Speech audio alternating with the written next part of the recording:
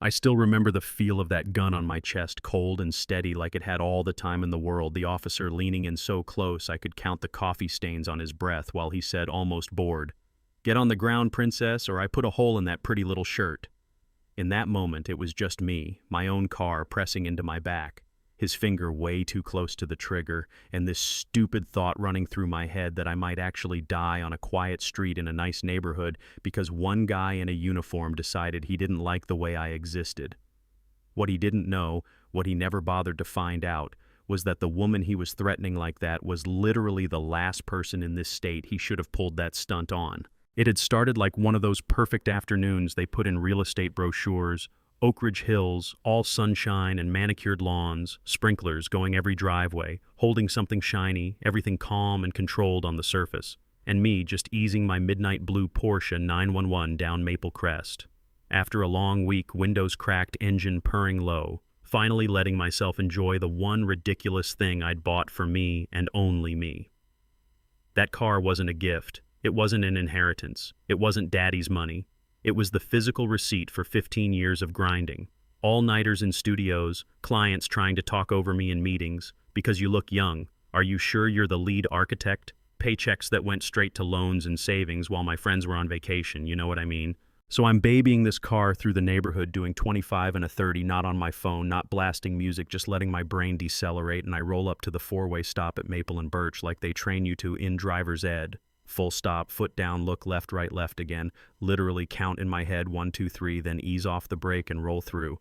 No drama, no sudden moves, nothing even worth remembering. Except apparently somebody behind me decided they needed a reason to pull me over. Half a block later, my rearview mirror explodes with red and blue, and that familiar little spike of dread hits my chest because I don't care how clean you are. Those lights flip on and your body just goes, uh-oh. I glance at my speedometer, still under glance at the dash. No warnings, flick my blinker on and pull over to the curb like you're supposed to, hoping whoever is about to walk up to my window got enough sleep and maybe likes their job. What I get instead is this guy climbing out of the SUV with the kind of walk you see in viral videos right before something goes bad. Late 30s, thick neck mirrored sunglasses, hand resting a little too comfortably on his gun name tag that says Cole Energy, that says I'm not here to protect. I'm here to remind people who's in charge. I roll my window all the way down, hands visible on the wheel, heart doing that annoying fast beat, and I go, "Afternoon, officer, is there a problem?" Because that's what you're taught to say. Polite, neutral, non-threatening. He doesn't answer that. Not really. He takes his time looking around the interior, the leather, the dash, the Porsche logo, then looks me up and down like he's scanning a menu and finally goes, "You blew that stop sign back there at Maple and Birch like it's already decided, no room for discussion." I know I didn't. I can still feel my foot on the brake like 30 seconds ago, but I also grew up knowing you don't win arguments on the side of the road with somebody whose version of the story gets typed into the official report. So I keep my voice calm and say, "I'm pretty sure I came to a full stop, sir, but if you say I didn't, I'll take the ticket." That should have been the end of it. Worst case, a little paper reminder and some lost money, right? But he narrows his eyes at me like I've just challenged him in front of a crowd, and that's when he gives me the line I've heard way too many times in different forms. His gaze shifts back to the car and he goes, "Nice ride, kind of fancy for a girl your age. Daddy buy it for you," with this little smirk like he already knows the truth, and it's not me. There's something special about working 15 years for something and still having a stranger assume a man swiped his card. It hits you in this deep, tired place. So I swallow that sting and answer, "No, sir. I paid for it myself," trying to keep the edge out of my voice. You could actually see his posture change like that. Answer offended him personally, like he'd been waiting for a chance to put someone like me back in the box he thinks we belong in. "Step out of the car," he says, clipped, no explanation. I blink because this escalated fast. "On what grounds?" I ask, still not raising my voice. "You have my license. The car's registered to me. I wasn't speeding." He leans in closer, sunglasses almost touching the window, and says, "On the grounds that I told you to step out." There's a version of this story where I just obey, step out, let him rant, maybe get cuffed anyway, maybe not, and I go home and cry in the shower and try to forget it, but there's only so many times you can be spoken to like that before something inside you just snaps a little. So I say quietly, "This feels like harassment." That word hits him harder than if I'd spat in his face. "You got a problem with my stop, princess," he says, voice rising, and before I can even frame the next sentence, "I want your badge number" is halfway out of my mouth. He's already yanking the door open, hand clamped around my arm so hard I know I'll bruise, dragging me out of the seat like I'm resisting when I'm just trying not to fall. My shoulder slams into the edge of the door frame, the seam of my silk shirt rips with this awful tearing sound, and then he spins me just full force straight into the side of my own car so the metal digs into my hip. I suck in a breath to say, "You have no right to touch me like that."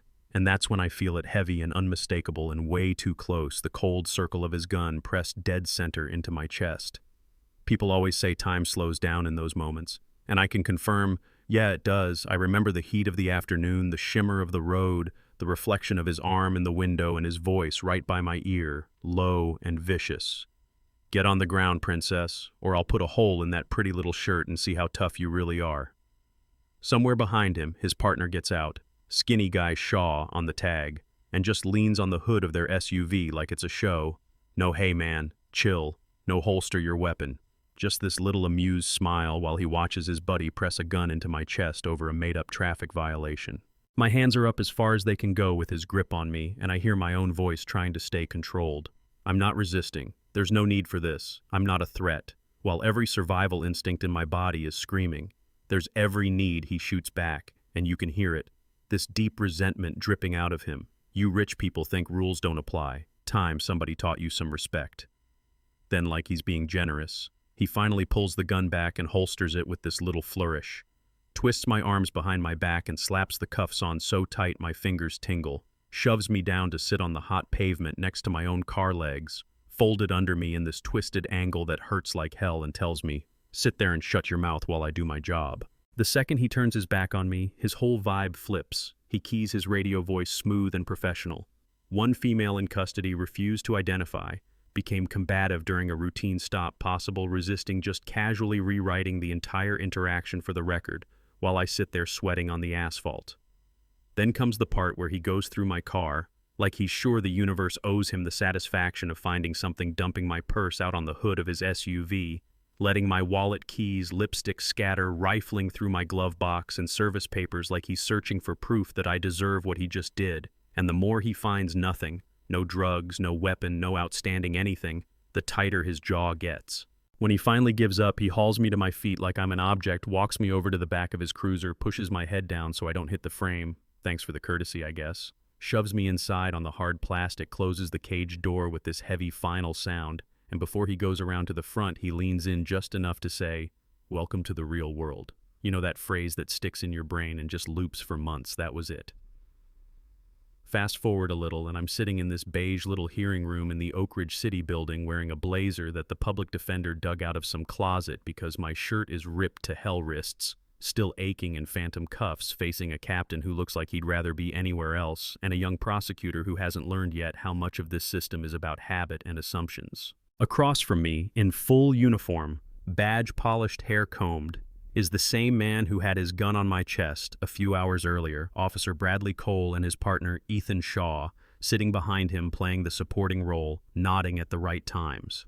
My public defender leans over and whispers, "Don't say anything. We'll ask for low bail. We can fight the rest later." The captain is going to believe him.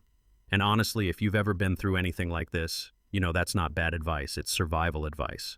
The prosecutor. Mia starts in with Cole like she's done it 100 times. "Officer, can you describe what happened this afternoon?" And he slides right into this calm, official voice like he's reading from a training manual. At approximately 14:30 hours, I observed a Porsche 911 fail to make a complete stop at Maple and Birch. I initiated a traffic stop. The driver immediately displayed agitation, questioned the legitimacy of the stop, became confrontational, was slow to provide identification, and you can almost feel the room shifting. Everybody slipping into that familiar story where the cop is reasonable and the person in cuffs is emotional and unreliable. Then he hits the part that really matters and lies straight through it. Talks about a sudden furtive movement toward the center console, says he feared I might be reaching for a weapon.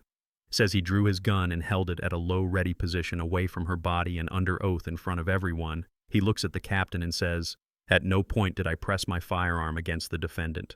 Shaw gets up after him and backs the whole thing up line by line, confirms he saw me hostile from the beginning, confirms the sudden movement, praises Cole's restraint, and you can see Captain Pierce nodding along. You can see the narrative setting like concrete. Decorated officer, professional demeanor versus upset woman in an expensive car. And my public defender is right there next to me whispering, "We'll lose if you talk." This is how it always goes, and I'm sitting there thinking about that barrel on my chest, and that welcome to the real world.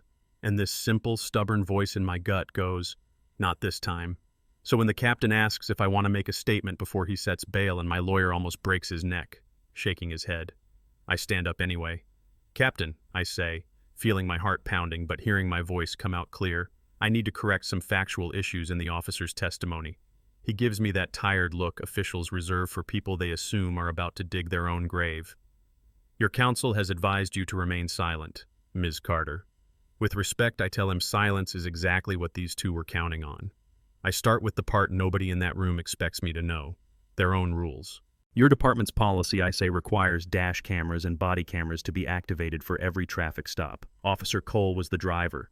Officer Shaw was present the entire time. He says I was a threat, so there should be at least 3 recordings of that stop. Dash Cole's body cam, Shaw's body cam." Mia jumps in fast. You can hear the panic in her voice a little. "There was a technical malfunction with the recording equipment this afternoon. The officers documented it in their reports." I look at her and ask as calmly as I can. All 3 systems failed at the exact same time on the same stop, and she has to nod because that's the story they committed to. "That's incredibly unlucky," I say, "or incredibly convenient." Then I talk about the car, not because I care about the brand in that moment, but because the design gives away the lie. The center console in a 2023 Porsche 911 doesn't work the way they described. I explain, it's a leather armrest that lifts up, you don't reach down into it. The motion they claimed I made is not physically possible in that vehicle. My hand was moving toward the glove box to get the registration he'd just demanded. That's on his own dash video if we're allowed to see it. You can feel the temperature in the room drop a few degrees. The captain sits forward. Mia looks suddenly unsure. Cole shifts on his feet, and that's when Captain Pierce says, "You seem very familiar with procedure, Ms. Carter," half suspicious, half curious.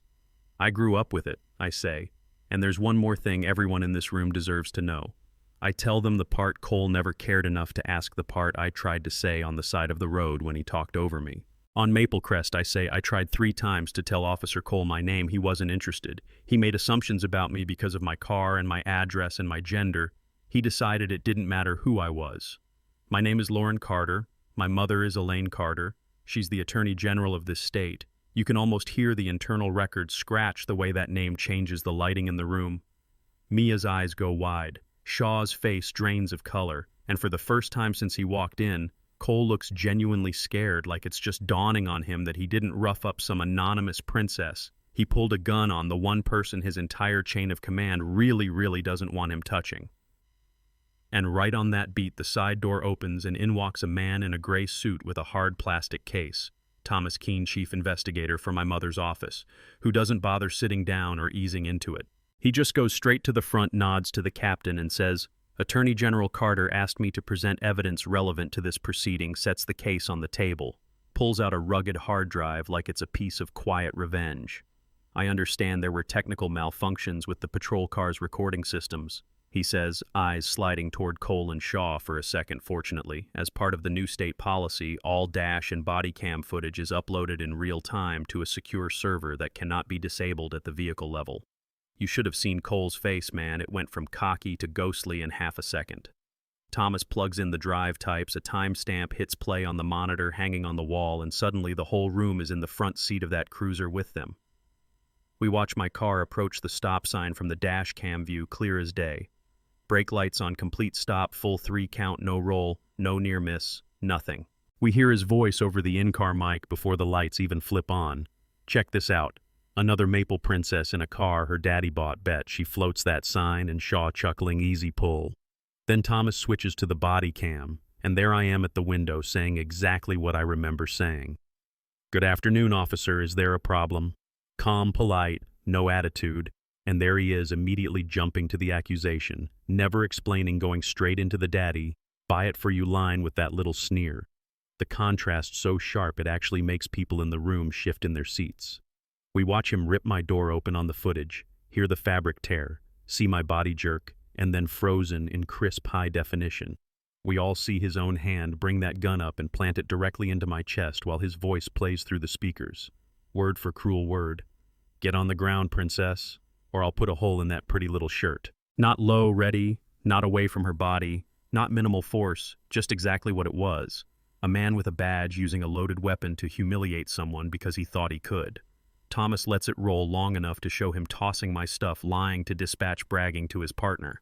Then pauses. It looks at the captain and says very simply, "The footage from Officer Shaw's body camera is identical, and this is not the only incident on file." After that, everything that had felt set in stone starts sliding. The captain's phone buzzes on the desk. He picks it up, listens for maybe 10 seconds, says "Yes, Chief," and hangs up, looking like someone just handed him a live grenade. He stands, voice suddenly stiff and formal. "Officer Bradley Cole. Officer Ethan Shaw, on direct order from the Chief of Police and under advisement from the Office of the Attorney General, you are both relieved of duty, effective immediately. Surrender your badges and your service weapons." Two internal affairs guys who slipped in at some point step forward, and in this weird, quiet little ceremony, Cole unclips his gun and his badge and hands them over. Shaw does the same, and just like that, they're no longer the heroes of the story, they're just two men wearing costumes. Then the captain picks up a sheet of paper Thomas hands him and reads the part I honestly never thought I'd see. Bradley Cole. You are under arrest for assault with a deadly weapon, perjury under oath, and deprivation of civil rights under color of law. And those cuffs go on his wrists with the same sharp click I'd heard on mine by the side of the road, except this time he's the one staring straight ahead, trying not to fall apart. 6 months later, Cole is sitting in a cell on a 6-year sentence. Shaw took a deal and will never wear a badge again. The Oak Ridge Police Department is under a consent decree with mandatory independent video storage and a civilian oversight board. And my little harassment traffic stop has turned into a case they study in law schools when they talk about what happens when you give one person too much unchecked power and pretend the system will sort it out by itself. Me. I still live on Maple Crest. I still drive that midnight blue Porsche past that same intersection. But every time I hit those brakes now, I don't just think about stop signs and hand signals. I think about how close I came to becoming just another name in a report, another combative subject whose side nobody ever hears, and about the fact that the only reason I'm not is because there was a backup server and a mom in the Attorney General's office who picked up her phone. And that's the part that sits with me, because most people don't have that. Most people don't have their nightmare caught on video from 3 angles and a state investigator walking in at just the right time. Most people just have their word against a uniform, and we all know whose story wins most of the time, you know what I mean? So let me ask you this, and I really want you to think about it. If there had been no backup, if those cameras really had malfunctioned, like they said, who do you think everyone would have believed? The calm officer with the polished testimony or the woman in cuffs saying, "That's not what happened"? Do you think 6 years was enough for what he did? Or do you think guys like that are still out there getting reassigned instead of arrested, still writing their version of events while somebody else sits at home wondering if anyone will ever believe them?